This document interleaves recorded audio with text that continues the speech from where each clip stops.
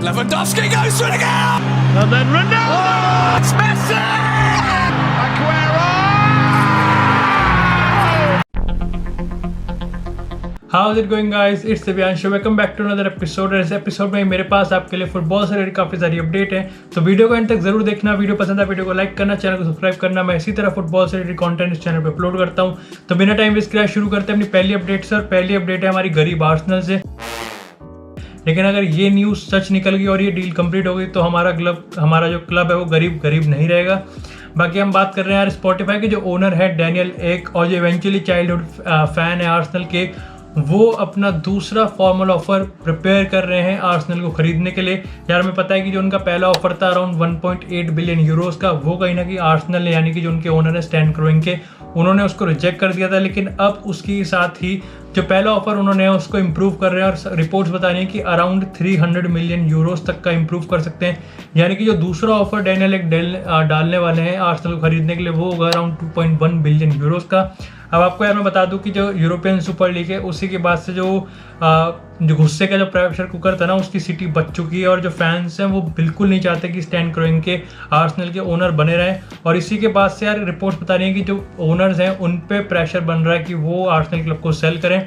वहीं कॉन्ट्राडिक्टली दूसरी अगर तरफ बात करें तो जो डैनियल एक हैं, जब से उन्होंने जो स्पॉटिफाई के ओनर हैं और जो उन्होंने सोशल मीडियाज़ पे जब इसको पब्लिक करा कि वो आर्सेनल को खरीदना चाह रहे हैं, उन्होंने फैंस को अपने जो प्लान्स हैं वो बताए। वो सारी डिमांड्स उन्होंने कहीं ना कहीं कंप्लीट कर दी जो आर्सेनल फैंस अपने ओनर्स में ढूंढ रहे हैं। तो उसी के साथ उनको जो फैंस हैं उसका सपोर्ट मिल रहा है। जो क्लब लेजेंड्स हैं, चाहे वो थियोरी एनरी हो, बरकैम्प हो, सोहेल कैंपबेल हो, उन सबका उसको कहीं ना कहीं सपोर्ट मिल रहा है। और इसी के साथ यार बताया जा रहा है कि शायद से 2.1 बिलियन यूरोज में भी जो स्टैन क्रोइंके हैं उनको सीरियसली कंसिडर करने में मजबूर कर दे। लेकिन कुछ रिपोर्ट्स यही बता रही है कि शायद से जो स्टैन क्रोइंके हैं वो अभी भी जो आर्सेनल है उनको उस क्लब को सेल नहीं करेंगे।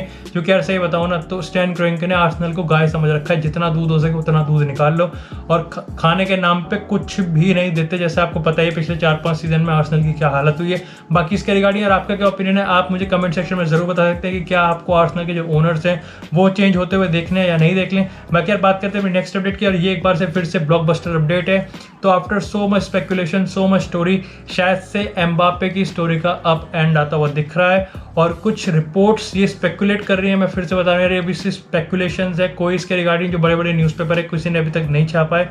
लेकिन जो क्लोज सोर्सेज हैं पीएसजी के, वो इसको स्पेकुलेट और रिपोर्ट कर रहे हैं कि जो एम्बापे हैं वो इवेंचुअली अब आके जो कॉन्ट्रैक्ट एक्सटेंशन है पीएसजी के साथ वो रिन्यू कर सकते हैं। और यार मैंने आपको अपने पिछले वीडियोज़ में जब मैंने आपको एम्बापे की स्टोरी के रिगार्डिंग अपडेट दिया है, मैंने आपको हमेशा ये अपडेट दिया है कि अगर एम्बापे ने अपना जो कॉन्ट्रैक्ट है वो एक्सटेंड कर दिया तो कहीं ना कहीं किसी भी क्लब के, ना ही सिर्फ रियल मैड्रिड के बल्कि किसी भी क्लब के एम्बापे को साइन करने के चांसेस हैं वो ऑलमोस्ट जीरो हो जाएंगे।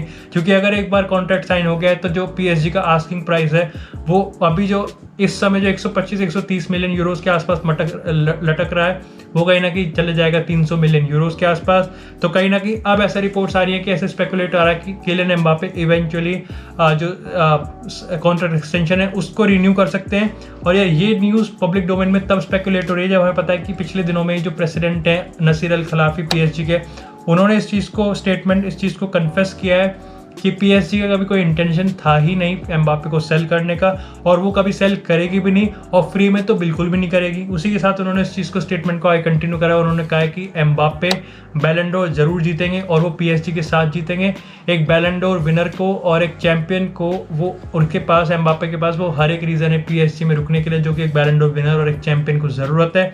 तो कहीं ना कहीं उन्होंने कहा है कि अगर ट्रॉफीज़ की बात करें और एम्बिशंस की बात करें तो कहीं ना कहीं उन्होंने इस चीज़ को एम्फसाइज किया है कि पीएसजी के साथ अभी वर्ल्ड में कोई क्लब नहीं है ऐसा जो कम्पीट कर सकता है। और यहाँ पे मेरे को ऐसा लगता है कि अंकल थोड़ा ज़्यादा बोल गए। इंपॉर्टेंट यहाँ पर यह है कि कहीं ना कहीं वो डायरेक्ट एक इनडायरेक्ट मैसेज दे रहे हैं उन सारे क्लब्स को कि चाहे अभी तक एम्बापे ने कॉन्ट्रैक्ट एक्सटेंशन साइन नहीं किया है, लेकिन जो पीएसजी की आस्किंग प्राइस है वो कहीं कम नहीं होने वाली, रिगार्डलेस ऑफ द फैक्ट कि चाहे वो रियल मैड्रिड चाहे वो लिवरपूल हो, वो ये सोच के बैठे हैं कि अगर एम्बापे कॉन्ट्रैक्ट रिन्यू नहीं करते तो नेक्स्ट सीजन वो एम्बापे को फ्री में खींच लेंगे। और इसी के रिगार्डिंग शायद से ये एक स्टेटमेंट था पीएसजी के प्रेसिडेंट का। कि इसके रिगार्डिंग आपका क्या ओपिनियन है कि क्या एम्बापे को पीएसजी में रुकना चाहिए, और क्या सही में ही इस समय अगर एम्बापे बैलन डोर की बात बात हो या चैंपियंस लीग की बात हो, क्या उनके PSG के साथ ज़्यादा चांसेस हैं या फिर रियल मैड्रिड और लिवरपूल के साथ, आप मुझे कमेंट सेक्शन में ज़रूर बता देते हैं। बात करते हैं अभी नेक्स्ट अपडेट की, और ये अपडेट यार इंटरनेशनल से। अब यार पिछले कुछ अपडेट्स में मैंने आपको बताया कि जो इंटरनेशनल हैं वो कहीं ना कहीं अपने एक सुपरस्टार और एक की प्लेयर्स को सेल कर सकते हैं, और उसके पीछे रीज़न होगा उनकी फाइनेंशियल कंडीशन। और इसी के साथ यार जो इंटर के राइट विंग बैक हैं अशरफ हकीमी, उनकी नेगोशिएशन चल रही है सिर्फ PSG के साथ for a possible transfer of over around 60 to 80 million euros. Problem यहाँ पे आ रही है पैसों की। जो PSG ने ऑफर किया है वो अराउंड 60 मिलियन यूरोज है, और जो इंटर को चाहिए वो अराउंड 80 मिलियन यूरोज है, तो 20 मिलियन यूरोज का भी डिफरेंस है। और यहीं पर ये चीज़ है, बात करें प्लेयर के प्रेफरेंस की, तो प्राइमरीली जो प्लेयर की प्रेफरेंस है वो इंटरनेशनल में रहने की है, लेकिन क्योंकि इंटर फोर्स कर रही है उनको सेल करने के लिए, उन पर कैश है, तो उनकी जो पर्सनल प्रेफरेंस है वो इस समय पर्सनल एग्रीमेंट्स जो पर्सनल टर्म्स हैं वो एग्री हो चुके हैं PSG के साथ। लेकिन इसी के साथ जो लेटेस्ट डेवलपमेंट ये है कि पिछले 48 घंटों में चेल्सी ने इसमें एकदम से छलांग लगाई, और इसमें अपना जो इंटरेस्ट है वो बहुत ज़्यादा कह सकते हैं एक तरह से कॉन्क्रीट और एक तरफ से सीरियसनेस उन्होंने दिखाई है। और उन्होंने अकॉर्डिंग टू द रिपोर्ट्स उन्होंने जो हकीमी के एजेंट हैं उनके साथ लगातार वो थे कांटेक्ट में, और कहीं ना कहीं वो इस डील को हाईजैक करना चाह रहे हैं। बाकी बात करते हैं नेक्स्ट अपडेट की, और ये भी एक सीरिया की क्लब AC मिलान से है। तो यार AC मिलान के रिगार्डिंग 2 डील इस समय ऑनगोइंग चल रही है। पहली डील उनकी चल रही है बार्सिलोना से, और दूसरी डील चल रही है उनकी रियल मैड्रिड से। बार्सिलोना की बात करें तो यार हमें पता है कि बार्सिलोना इस समर काफ़ी सारे प्लेयर्स को सेल कर सकती है फंड्स कलेक्ट करने के लिए, जिससे वो री इन्वेस्ट करेगी अपने स्क्वाड में। तो उसी में यार उसी शॉर्टलिस्ट में एक नाम है जूनियर फिर्पो। शुरू में लगा था कि जूनियर फिर्पो का जो फ्यूचर है वो बार्सिलोना में है, लेकिन हमने देखा कि रोनाल्ड कोएमन के अंडर उनका जो प्रायोरिटी ऑर्डर है वो काफ़ी ज़्यादा नीचे जा चुका है, और शायद से अब बार्सिलोना फाइनली उनसे मूव ऑन कर सकती है। इसके रिगार्डिंग यार अपडेट ये है कि AC मिलान और जूनियर फिर्पो इस वक्त अपनी नेगोशिएशंस ओपन कर चुके हैं, जो टॉक्स हैं वो ओपन हो चुकी हैं। एडवांस स्टेजेस नहीं है, हमें अभी कोई प्राइस टैग नहीं पता, कोई ऐसी कॉन्ट्रैक्ट डिटेल्स लीक नहीं हुई है, तो हम मान सकते हैं जो अभी नेगोशिएशंस हैं वो इस वक्त प्री एडवांस स्टेजेस पे हैं। वहीं बात करते हैं दूसरी तरफ दूसरी डील की, तो वो है उनकी ब्राहिम दियाज को लेके रियल मैड्रिड से। तो ब्राहिम दियाज यार अपना लोन पूरा कर रहे थे, और इसी लोन को उन्होंने 1 साल और एक्सटेंड कर दिया, और उसमें बाय का ऑप्शन भी डाल दिया गया है, विच इज़ ऑलमोस्ट कंप्लीट। आने वाले दिन में हम इसको ऑफिशियली कंफर्म होते हुए देख लेंगे। तो यार ये थी AC मिलान के साथ। बार्सिलोना और AC मिलान दोनों ही ट्रांसफर मार्केट में कहीं ना कहीं एक्टिव है, और मेरे ख्याल से AC मिलान ज़्यादा एक्टिव है, जहाँ पे उन्होंने काफ़ी अच्छे प्लेयर्स हैं उनको रिक्रूट करा है। शायद से नेक्स्ट सीजन वो सीरिया को इवेंचुअली चैलेंज कर सकती है। इस सीजन में उन्होंने चैलेंज कर रहे थे, लेकिन इवेंचुअली और ज़्यादा स्ट्रांगली चैलेंज करेंगे वो नेक्स्ट सीजन। बाकी बात करते हैं अपनी नेक्स्ट अपडेट की, और ये भी एक तरह से एक ब्लॉकबस्टर अपडेट है, और ये अपडेट है अर्लिंग ब्रॉट हालांड के रिगार्डिंग। अब यार आपको पता है जब से डॉर्टमुंड ने चैंपियंस लीग का जो क्वालिफिकेशन है उसको एक्वायर किया है, तब से लेके जो PSG जो डॉर्टमुंड का जो स्टैंड है वो कहीं ना कहीं बिल्कुल स्टबन है कि अब तो कोई मतलब ही नहीं है कि हालांड इस सीज़न जाएंगे, वो एक सीज़न और रुकेंगे, और नेक्स्ट सीज़न जब उनका जो रिलीज क्लॉज है अराउंड 60 to 75 मिलियन वो ट्रिगर होगा, तभी वो डॉर्टमुंड को छोड़ेंगे। लेकिन इसके रिगार्डिंग पिछले 3 और 4 दिन में चेल्सी ने मतलब लिटरली जो अपने परस्यू है उसको बहुत ज़्यादा बूस्ट कर दिया और कहीं ना कहीं सीरियस कर दिया। और कुछ रिपोर्ट्स यहाँ तक बता रही है कि शायद से आने वाले दिन में चेल्सी अराउंड 170 मिलियन यूरोस तक का ऑफर दे सकती है डॉर्टमुंड को रिगार्डिंग हालांड। अब कहीं ना कहीं सबसे पहले तो मैं इस अपडेट को यहीं रोक देता हूँ, और मैं आपसे इसके रिगार्डिंग एक सवाल पूछता हूँ कि क्या आपको क्या लगता है कि चेल्सी को 170 मिलियन यूरोस हालांड पे स्पेंड करने चाहिए, क्योंकि हमें पता है कि यार पैसों की तो कोई कमी है नहीं। और इसी के साथ यार दूसरा सवाल मेरा ये है कि क्या एक्चुअली में जो अर्लिंग ब्रॉट हालांड है वो 170 मिलियन यूरोस के प्राइस टैग को जस्टिफाई करते हैं या नहीं करते, आप मुझे कमेंट सेक्शन में ज़रूर बता सकते हैं। और इसी के रिगार्डिंग यार एक और अपडेट है कि जो अर्लिंग ब्रॉट हालांड है वो खुद भी अपनी पर्सनल प्रायोरिटी शायद सिर्फ चेल्सी को मानते हैं, जहाँ पे हमें पहले पता था कि वो रियल मैड्रिड है, लेकिन अब या फिर रियल मैड्रिड या मैनचेस्टर सिटी है, लेकिन अब जो प्रायोरिटी आ रही है वो चेल्सी आ रही है। और वो मानते हैं कि अगर इवेंचुअली जो डील है वो इस समय टूट जाती है इस सीज़न, तो नेक्स्ट सीज़न हम देखेंगे कि अर्लिंग ब्रॉट हालांड चेल्सी जा सकते हैं फॉर 70 मिलियन यूरोज। अब आप मुझे कमेंट सेक्शन में बताओ कि यार क्या चेल्सी को अर्लिंग ब्रॉट हालांड के लिए इस सीज़न उनको परस्यू करना चाहिए या फिर नेक्स्ट सीज़न उनको परस्यू करना चाहिए, क्योंकि पता है कि यार हमें नेक्स्ट सीज़न जो उनका प्राइस है वो अराउंड 100 मिलियन तक गिर सकता है। बात करते हैं यार नेक्स्ट अपडेट की, और ये अपडेट है गियानलुगी डोनारुमा से। तो मैंने इसके रिगार्डिंग आपको पिछले वीडियोज़ में ये अपडेट दिया था कि जो डोनारुमा और बार्सिलोना के जो नेगोशिएशंस हैं वो इस समय कहीं ना कहीं खतरे में, और उसका जो 2 रीजंस है, पहला है पैसा और दूसरा उनका प्ले टाइम।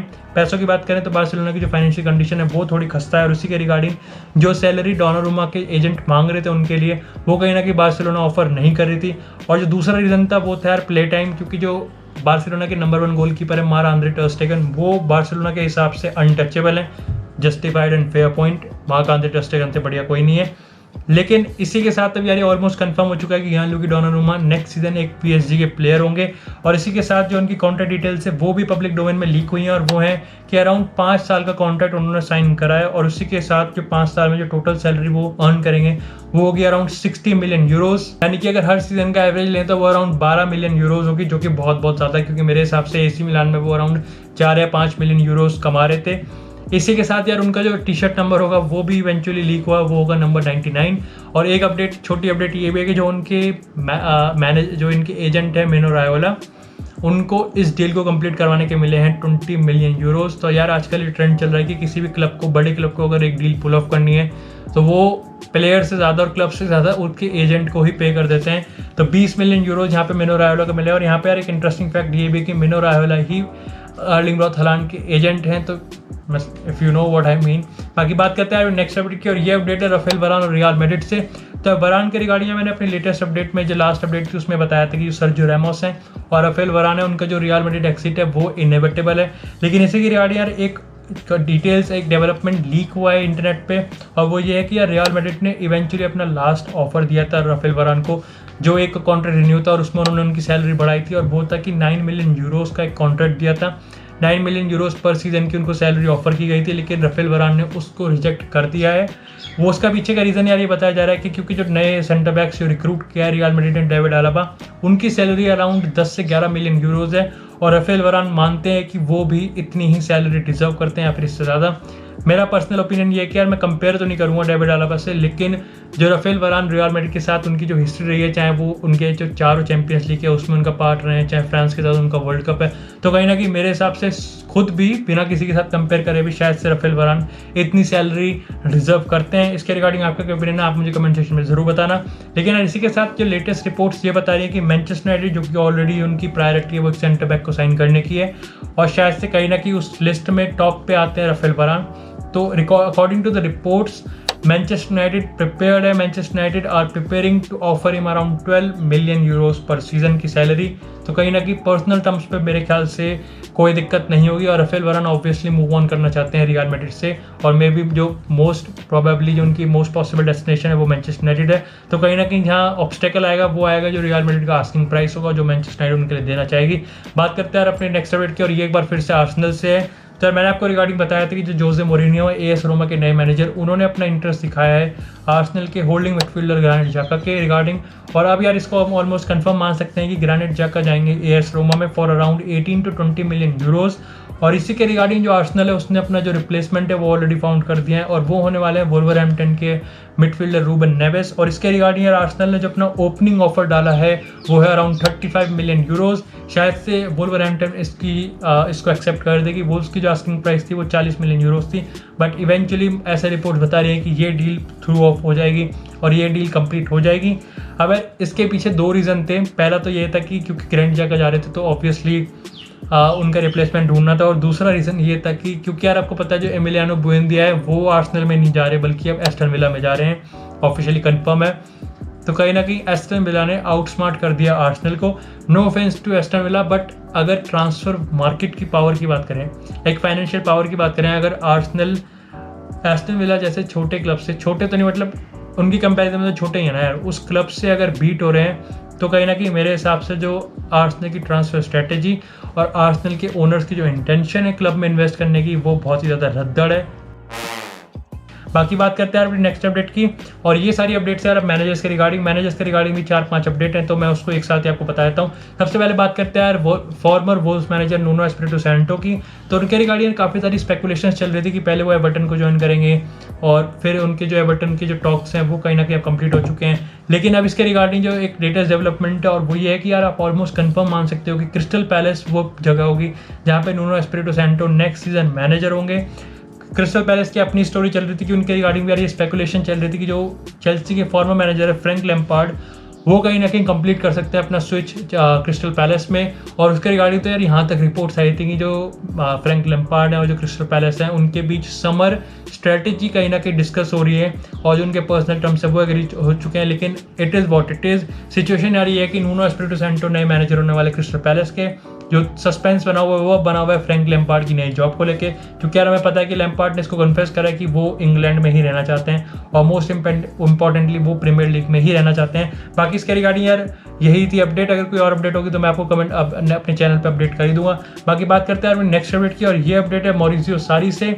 तो यार मॉरिजियो सारी का जो लास्ट प्रोजेक्ट था वो जुवेंटस था, उसी के बाद से वो एक फ्री एजेंट हैं और बताया जा रहा था कि वो नेपोली के मैनेजर बनेंगे, गनुरो गटुसो को वो सक्सीड करेंगे। फिर उसके बाद बताया गया कि फियोरेंटीना को वो ज्वाइन कर सकते हैं, लेकिन अब लाजियो एफसी वो क्लब होने वाला है जो कि उनको ऑफिशियली कंफर्म कर सकता है अपना नेक्स्ट मैनेजर। इसके रिगार्डिंग जो पर्सनल टर्म्स में नेगोशिएशंस है वो एडवांस स्टेजेस में जा चुकी हैं और आने वाले टाइम में हम देख सकते हैं कि ये डील कंफर्म हो जाएगी। तो कहीं ना कहीं हम मान सकते हैं कि इस सीज़न जो सीरिया है उसमें काफ़ी ज़्यादा एलीट कोचेज आ चुके हैं, चाहे वो एलिगरी हो, चाहे वो हमारे जोजे मोरिनियो, मॉरिजियो सारी हो, इंजागी हो। तो कह सकते हैं कि कुछ काफ़ी ज़्यादा मैनेजर्स के मामले में सीरिया काफ़ी ज़्यादा लकी है और आने वाले टाइम में जो कॉम्पिटिशन है वो और भी तगड़ा होने वाला है। अगर एंटोनियो कॉन्टे रहते तो यार मतलब मज़ा ही आ जाता। लेकिन बात करते हैं यार अपनी नेक्स्ट अपडेट की, और ये अपडेट है रियल मैड्रिड और ज़िनेदिन ज़िदान से रिगार्डिंग। अब यार आपको पता है कि ज़िदान ने जब सेकंड टाइम रियल मैड्रिड के साइन करा था तो एक रिलीज़ क्लॉज साइन किया था, और इस रिलीज़ क्लॉज में ये था कि अगर फिर से ज़िदान खुद रिज़ाइन करेंगे, यानी कि रियल मैड्रिड नहीं बल्कि रियल मैड्रिड में सैक नहीं करेगी, बल्कि अगर ज़िदान खुद से रिज़ाइन करेंगे तो उन्हें 10 मिलियन यूरोस का फाइन पे करना पड़ेगा। इवेंचुअली हमने देखा कि it was Zidane who resign from his Real Madrid job, लेकिन रियल मैड्रिड ने उनसे फाइन नहीं लिया है। और इसके पीछे रीज़न बताया जा रहा है कि जो उनके जो रिलेशंस हैं फ्लोरेंटिनो पेरेज के साथ वो काफ़ी ज़्यादा अच्छे हैं और दोनों काफ़ी ज़्यादा रिस्पेक्ट करते हैं। इसी के साथ जो फ्लोरेंटिनो पेरेज हैं उन्होंने उनका फाइन माफ़ कर दिया था। लेकिन इसके रिगार्डिंग यार होता क्या है कि इवेंचुअली जब ज़िदान रिज़ाइन कर देते हैं तो उन्होंने पब्लिक में आगे एक तरीके से जनरल रियल मैड्रिड को क्रिटिसाइज़ करा, और इस चीज़ से जो फ्लोरेंटिनो पेरेज है वो काफ़ी ज़्यादा नाखुश हैं। तो हम कह सकते हैं कि जैसे एगोरियो और मैनचेस्टर सिटी की फेयरवेल कहीं ना कहीं अच्छी एंडिंग नहीं थी, अच्छे टेस्ट पे नहीं एंड हुआ है। कहीं ना कहीं हम मान सकते हैं कि ज़िदान और रियल मैड्रिड के एंड में जाके रिलेशंस काफ़ी ज़्यादा ख़राब हो चुके हैं और शायद से ही ज़िदान अब कभी रियल मैड्रिड वापस आएंगे। बाकी इसके रिगार्डिंग आपका क्या ओपिनियन है आप मुझे कमेंट सेक्शन में ज़रूर बताएं। बाकी बात करते हैं अपनी नेक्स्ट मैनेजर अपडेट की, और वो है इस वीडियो की लास्ट अपडेट, और ये रिगार्डिंग है बार्सिलोना की। तो अब यार ऑब्वियसली अब जब कंफर्म हो चुका है कि जो रोनाल्ड कोएमन है वो बार्सिलोना के मैनेजर रहेंगे एटलीस्ट फॉर 1 मोर सीजन। और मैं पता था कि यार जो उनकी रिप्लेसमेंट की शॉर्ट लिस्ट है उसमें जो सबसे पॉपुलर नाम है वो है ज़ावी हर्नांडेस के, जो बार्सिलोना के लेजेंड है। लेकिन अब ज़ावी हर्नांडेस ने कहीं ना कहीं खुद आके पब्लिक में आके इसको स्टेटमेंट दिया है कि हाँ बार्सिलोना मेरे पास आई थी इस सीज़न मेरे को हायर करने के लिए, लेकिन मैंने उनको मना कर दिया because this was not the right time. अब मेरे हिसाब से यार उन्होंने दूसरी बार बार्सिलोना को मना करा है। कुछ कई लोग कहेंगे कि यार ठीक है वो अपना ज़ावी हर्नांडेस अपना जो टाइम है वो चाहते हैं, अपने आप को मैच्योर करना चाहते हैं, अपने आप को और एक्सपीरियंस गेन करना चाहते हैं, उसके बाद वो बार्सिलोना को ज्वाइन करेंगे। लेकिन कुछ के हिसाब से कहीं ना कहीं वो ग्रांटेड ले रहे हैं बार्सिलोना की अपॉर्चुनिटी को, बार्सिलोना की सिचुएशन को, क्योंकि उनको पता है कि यार बार्सिलोना आज नहीं तो कल उनके पास फिर आएगी, और वो इस कहीं ना कहीं इस हिसाब से क्रिटिसाइज़ कर रहे हैं ज़ावी हर्नांडेस को। बाकी इसके रिगार्डिंग यार आपका क्या ओपिनियन है कि ज़ावी हर्नांडेस को दूसरी बार जो उन्होंने बार्सिलोना का जो ऑफर है उसको टर्न डाउन करा वो ठीक था या नहीं था, या फिर उनको बार्सिलोना की जो अपॉर्चुनिटी एक जिसे कहते हैं डायमंड अपॉर्चुनिटी की बार्सिलोना और रियल मैड्रिड के कोच बनने की, उसको एक्सेप्ट कर लेना चाहिए था। इसके रिगार्डिंग आपका क्या ओपिनियन है आप मुझे कमेंट सेक्शन में ज़रूर बता सकते हैं। मेरा पर्सनल ओपिनियन ये है कि शायद से यार उनको ज्वाइन कर लेना चाहिए था। आई अंडरस्टैंड कि एक्सपीरियंस चाहिए होता है, लेकिन हमने देखा है कि यार अल-साद से उनके साथ जो उनका एक्सपीरियंस था वो काफ़ी इनफ था, हो सकता था। और बार्सिलोना में यार आती उन पे अगर मैं कहूँ तो जितना जो प्रेशर था वो रोनाल्ड कोएमन पे था, कहीं ना कहीं उसका आधा भी प्रेशर ना होता ज़ावी हर्नांडेस पे, क्योंकि उनके पास फैन सपोर्ट होता, उनके पास मैनेजमेंट सपोर्ट होता, उनके पास फाइनेंशियल जो किट होती है जो फंड होता है वो होता, और कहीं ना कहीं सबसे बड़ी बात जो लियोनेल मेसी के रिगार्डिंग जो सिचुएशन थी वो काफ़ी ज़्यादा ईजीली सॉल्व हो सकती थी। लेकिन इसी के साथ हम मान सकते हैं कि रोनाल्ड कोएमन को जो टाइम दिया गया है वो कहीं ना कहीं उनकी परफॉर्मेंस को देखते हुए नहीं और उनके विजन को देखते हुए नहीं, बल्कि बाकी सिचुएशंस में कहीं ना कहीं जो बार्सिलोना को फेलियर मिली है उसके रिगार्डिंग वो इस कंक्लूजन पे आए हैं कि रोनाल्ड कोएमन को 1 सीज़न और देना चाहिए। बाकी यार यही थी इस वीडियो के लिए सारी अपडेट्स। आई होप आपको सारी वीडियो अपडेट्स पसंद आई हो।